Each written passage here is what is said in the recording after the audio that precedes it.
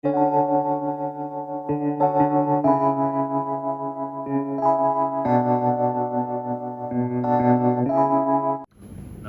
ಕಣ್ಣಿನ ಐಬಾಲು ಗ್ರೋತ್ ಆಗ್ತಾ ಆಗ್ತಾ ನಮ್ಮ ಹುಟ್ಟಿದಾಗಿಂದ ಅಟ್ಲೀಸ್ಟ್ ಅರೌಂಡ್ 18-19 ಇಯರ್ಸ್ವರೆಗೂ ಅದು ಗ್ರೋ ಆಗ್ತಾ ಆಗ್ತಾ ದೊಡ್ಡದಾಗ್ತಾ ಹೋಗುತ್ತೆ. ಈ ಕೆಲವು ಟೈಮು ಆ್ಯಕ್ಸಿಯಲ್ ಲೆಂತ್ ಅಂತ ಹೇಳ್ತೀವಿ, ಲೆಂತ್ ಹೋಲ್ ಐಬಾಲ್ ಶೇಪ್ನ, ಅದು ದೊಡ್ಡದಾದಾಗ ಏನಾಗುತ್ತೆ, ಮೈನಸ್ ಪವರ್ ಮಕ್ಕಳಲ್ಲಿ ಬರೋದು ಜಾಸ್ತಿ ಆಗುತ್ತೆ. ನಾವು ಸ್ಕೂಲಲ್ಲಿದ್ದಾಗ ಯಾರೋ ಒಬ್ಬ ಇಬ್ಬರು ನಮ್ಮ ಇಡೀ ಕ್ಲಾಸಲ್ಲಿದ್ದವರು ಕ್ಲಾಸ್ ಆಗ್ತಾಯಿದ್ರು.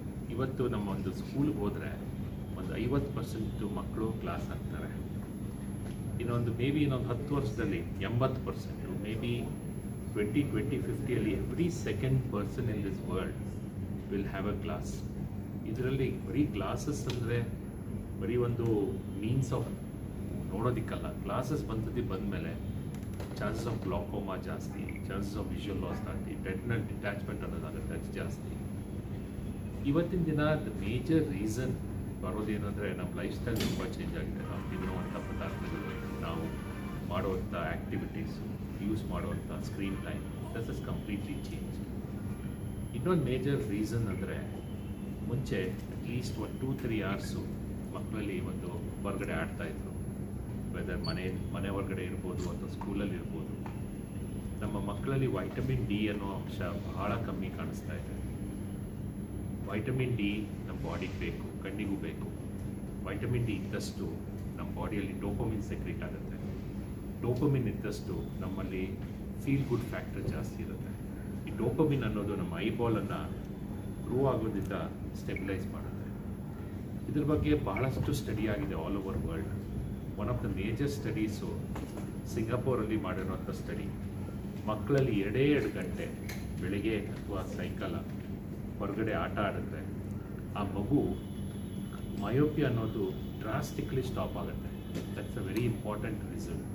ನಮ್ಮಲ್ಲೂ ನಮ್ಮ ಡಾಕ್ಟರ್ ಭಾನುಮತಿ ಮತ್ತು ಮೈತ್ರಿ ಅವರು, ಅವ್ರ ಟೀಮ್ ಅವರು ಭಾಳಷ್ಟು ಮೋರ್ ದ್ಯಾನ್ ನನ್ನ ಪ್ರಕಾರದಲ್ಲಿ 10,000 ಮಕ್ಕಳಲ್ಲಿ ಸ್ಟಡಿ ಮಾಡಿರ್ಬೋದು. ಅದರಲ್ಲಿ ಅವ್ರು ಹೇಳುವಂಥ ಒಂದೇ ಅವರ ಒಂದು ಅಡ್ವೈಸ್ ಅಂದರೆ, ಒಂದು ಸ್ಕ್ರೀನ್ ಟೈಮ್ ಅದನ್ನು ಕಂಟ್ರೋಲ್ ಮಾಡಲೇಬೇಕು. ಸ್ಕ್ರೀನ್ ಟೈಮ್ ಕಂಟ್ರೋಲ್ ಮಾಡಬೇಕಾದ್ರೆ ಫಸ್ಟು ನಾವು ಅಡಲ್ಟ್ ಕಮ್ಮಿ ಮಾಡಬೇಕು. ಡಾಕ್ಟರ್ ಮೈತ್ರಿ ಅವರಿಗೆ ಹೇಳಿದಾಗೆ ನಾವು ಪೇರೆಂಟ್ಸ್ ಕಮ್ಮಿ ಮಾಡಿದ್ರೆ ಮಕ್ಕಳು ಕಮ್ಮಿ ಮಾಡ್ತಾರೆ. ನಾವೇ 10 ಗಂಟೆ ಸ್ಕ್ರೀನ್ ಟೈಮಲ್ಲಿದ್ದರೆ ಮಕ್ಕಳು 11 ಗಂಟೆ ಮಾಡ್ತಾರೆ. ಎರಡನೇ ವಿಚಾರ, ಎಷ್ಟೇ ಕಷ್ಟ ಆದರೂ ಸ್ಕೂಲ್ ಕರಿಕ್ಯುಲಮಲ್ಲಿ ಗ್ರೋಯಿಂಗ್ ಚೈಲ್ಡ್ಗೆ 2 ಗಂಟೆ ಹೊರಗಡೆ ಕಳಿಸಲೇಬೇಕು. ಬಿಸಿಲಿಂದ ಡೋಪಮಿನ್ನು, ಬಿಸಿಲಿಂದ ಮಯೋಪಿಯ ಕಂಟ್ರೋಲ್ ಬಂದೇ ಬರುತ್ತೆ. ಆ್ಯಂಡ್ ಮೂರನೇ ಮೇಜರ್ ಇಶ್ಯೂ ಅಂದರೆ, ನಮ್ಮ ಗೌರ್ಮೆಂಟಲ್ಲಿ ಮನವಿ ಅಂದರೆ, ಆದಷ್ಟು ಮ್ಯಾಸಿವ್ ವಿಲೇಜಸ್ಸಲ್ಲಿ, ರೂರಲ್ ಏರಿಯಾಸಲ್ಲಿ ಸ್ಕ್ರೀನಿಂಗ್ ಮಾಡಿಸ್ಲೇಬೇಕು ಮಯೋಪೆ. ಯಾಕಂದರೆ ಮಯೋಪೆ ಇದ್ದ ಮಗು ಸ್ಕೂಲಲ್ಲಿ ತುಂಬ ಹಿಂದುಳಿಯುತ್ತೆ. ಸ್ಕೂಲಲ್ಲಿ ಎಜುಕೇಷನಲ್ಲಿ ಬಹಳ ಕಮ್ಮಿ ಇರುತ್ತೆ. ಸೊ ಅದರಿಂದ this is a very important reason that child. ನಾಲ್ಕನೇ ಪಾಯಿಂಟ್ ಅಂದರೆ ನಮ್ಮ ಈಟಿಂಗ್ ಹ್ಯಾಬಿಟ್ಸ್. ನಮ್ಮಲ್ಲಿ ಹೆವಿ ಜಂಕ್ ಫುಡ್ ನಾವು ತೊಗೊಂಡ್ರೆ, ಆ ಜಂಕ್ ಫುಡ್ಡಲ್ಲಿ ಮಗುಗೆ ಡೋಪಮಿನ್ ಬೇಕಾಗಿರೋಂಥ ಸೆಕ್ರೀಷನ್ ಇರೋದ್ರಿಂದ, ಆದ್ದರಿಂದ ಡೋಪಮಿನ್ ಸೆಕ್ರೀಷನ್ ಆಗದೇ ಇರೋದ್ರಿಂದ ಏನಾಗುತ್ತೆ, ಮಗುವಲ್ಲಿ ಆಕ್ಸಿಲೆಂಟ್ ಮಯೋಪಿಯ ಕಂಟ್ರೋಲ್ ಆಗುತ್ತೆ. 5ನೇ ಇಂಪಾರ್ಟೆಂಟ್ ಪಾಯಿಂಟ್ ಅಂದರೆ, ನಮ್ಮ the way we handle are newer therapies. ಈಗ ಭಾಳಷ್ಟು ನ್ಯೂ ಥೆರಪೀಸ್ ಬಂದಿದ್ದಾವೆ. ಈಗ ಮುಂಚೆ ಬರೀ ಮಯೋಪಿಯ ಅಂದರೆ ಬರೀ ಗ್ಲಾಸಸ್ ಕೊಡ್ತಿದ್ವಿ. ಈಗ ಲೋ ಡೋಸ್ ಎಂಟ್ರೋಪಿನ್ ಅಂತ ಒಂದು ಡ್ರಾಪ್ಸ್ ಬಂದಿದೆ. ಈ ಲೋ ಡೋಸ್ ಎಂಟ್ರೋಪಿನ್ ಡ್ರಾಪ್ಸ್ ಹಾಕ್ತಾರೆ. ಅಟ್ಲೀಸ್ಟ್ 1 or 2 ಇಯರ್ಸ್ ಯೂಸ್ ಮಾಡಿದಾಗ ಆ ಎಂಟ್ರೋಪಿನ್ನ ಮಗುವಲ್ಲಿ axial growth of the eyeball ಕಮ್ಮಿ ಆಗುತ್ತೆ. These are the main features.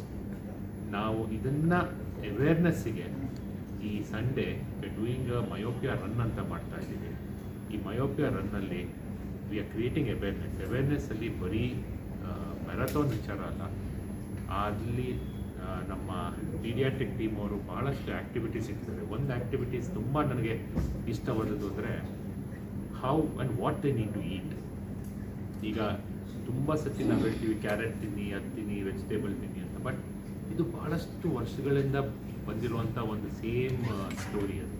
ಈಗ ಅದೆಲ್ಲ ಲಾಟ್ ಆಫ್ ನ್ಯೂ ಸ್ಟೋರೀಸ್ ಇದೆ. ಸ್ಟೋರೀಸಲ್ಲಿ ಈ ಒಂದು ತಿನ್ನುವಂಥ ಪದಾರ್ಥದಲ್ಲಿ ಹೇಗೆ ನಾವು ಡೋಪಮಿನ್ ಸೆಕ್ರೆಟ್ ಮಾಡ್ಬೋದು, ವೈಟಮಿನ್ ಡಿ ಹೇಗೆ ನಾವು ಮುಂದೆ ತರ್ಬೋದು, ಐಬಾಲ್ ಗ್ರೋತ್ನ ಹೇಗೆ ನಾವು ಕಮ್ಮಿ ಮಾಡ್ಬೋದು, ಅದನ್ನು they have try to curate ಮಾಡಿದ್ದಾರೆ. ಎರಡನೇ ವಿಚಾರ, ಪೇರೆಂಟ್ಸಲ್ಲಿ ಆದಷ್ಟು we are trying to encourage them, ಹೇಗೆ ಅವರನ್ನು ಹೊರಗಡೆ ಔಟ್ಡೋರ್ ಆ್ಯಕ್ಟಿವಿಟೀಸಲ್ಲಿ ಯೂಸ್ ಮಾಡ್ಬೋದು. ಯಾಕಂದರೆ ಔಟ್ಡೋರ್ ಆ್ಯಕ್ಟಿವಿಟೀಸು ಎಸ್ಪೆಷಲಿ ಬೆಳಗ್ಗೆ ತುಂಬ ಒಳ್ಳೆ ವೈಟಮಿನ್ ಡಿ ಸಿಗುವಂಥ ಟೈಮ್ ಅದು, ಬಿಟ್ವೀನ್ 7 to 10 o'clock. ಆಮೇಲೆ ಸಾಯಂಕಾಲ, ಇದು ಎರಡೂ ಟೈಮಲ್ಲಿ ವೈಟಮಿನ್ ಡಿನೂ ಸಿಗುತ್ತೆ, ಡೋಪಮಿನೂ ಸಿಗುತ್ತೆ. This is what I request. ಇದನ್ನು ಜನರು ಬಂದು be part of it, be part of this entire experience of how we can flatten the myopia ಇತ್ತು, ಇಲ್ಲ ಅಂತಿಲ್ಲ. ನಾನು ಸ್ಕೂಲಲ್ಲಿದ್ದಾಗಿದ್ದಾನು ಮಯೋಪಿಯಾ ಇತ್ತು, ನಾನು ಮಯೋಪಿಯಾಯಿಂದಾನೇ ನಾನು ಕನ್ನಡಕ ಎಲ್ಲ ಹಾಕ್ಕೋತಾ ಇದ್ದೆ. ಬಟ್ ಸರ್ ಹೇಳಿದ್ದಾರೆ ಆವಾಗ ಬರೀ 1-2 ಮಕ್ಕಳು ಇರ್ತಿತ್ತು. ಬಟ್ ಕೋವಿಡ್ ಟೈಮಿಂದ ಯಾತಕ್ಕೆ ಕೋವಿಡಿಂದ ಮಯೋಪಿಯಾ ಜಾಸ್ತಿ ಆಗ್ತಾಯಿದೆ ಅಂತ ನಮಗೆ ಗೊತ್ತಾಗ್ತಾ ಇದೆ ಅಂತಂದರೆ, ಆ 2 ವರ್ಷ ಮಕ್ಕಳು ಆಚೆ ಆಟಾಡೋಕ್ಕೆ ಹೋಗೋಕ್ಕಾಗ್ತಿರ್ಲಿಲ್ಲ. ಎಲ್ಲ ಆನ್ಲೈನ್ ಕ್ಲಾಸಸ್ ಇರ್ತಿತ್ತು, ಆನ್ಲೈನ್ ಹೋಮ್ವರ್ಕ್, ಎವ್ರಿಥಿಂಗ್ ಬರೀ ಸ್ಕ್ರೀನ್ ಟೈಮ್ ಆಯಿತು. ಆವಾಗ ಬೇರೆ ದಾರಿ ಇರಲಿಲ್ಲ. ಆ ಟೈಮಿಂದ ಇವತ್ತುವರೆಗೂ ನೋಡಿದರೆ ಆ ಮಯೋಪಿಯಾ ಅನ್ನೋ ಸಂಖ್ಯೆ ಬಂದು ತುಂಬಾ ಜಾಸ್ತಿ ಆಗಿದೆ. ಇನ್ಫ್ಯಾಕ್ಟ್ ಮುಂಚೆ ಪ್ಲಸ್ ನಂಬರ್ ಇದ್ದಿದ್ದ ಮಕ್ಕಳಿಗೆ, +1 ಇದ್ದಿದ್ದ ಮಕ್ಕಳಿಗೂ ಇವಾಗ ಅದು ಮೈನಸ್ ಕಡೆ ತಿರುಗ್ತಾ ಇದೆ.